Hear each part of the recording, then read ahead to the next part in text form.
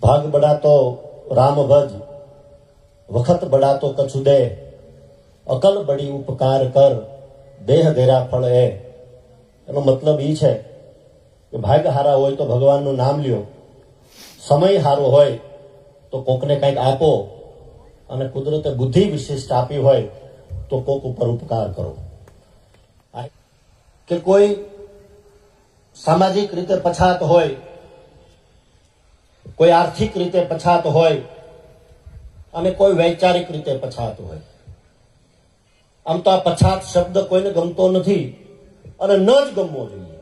એટલા માટે ન ગમવો જોઈએ કે આજે સમગ્ર વિશ્વ અને સમગ્ર દુનિયા ક્યાં પહોંચી છે ત્યારે આ પછાત શબ્દ કોઈને ન ગમવો જોઈએ અને નથી જ ગમતો. અને હું એવું માનું છું કે એ વ્યાજબી પણ નથી.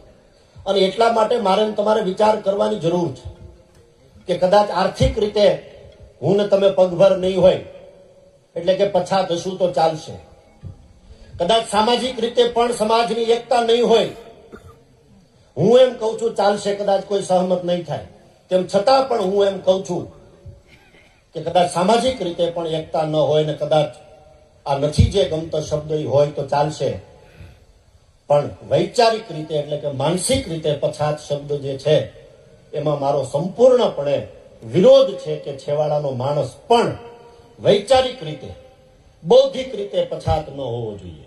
અને બાપુ હું એવું માનું છું કે કદાચ બૌદ્ધિક રીતે હું ને તમે માત્ર આહિર સમાજ નહીં, માત્ર આ પરગણામાં વસતા લોકો કે સમાજ નહીં, પણ સમગ્ર વિશ્વની અંદર વસતો દરેક માનવ વૈચારિક રીતે પછાત ન હોય ને એ ખૂબ જરૂરી છે.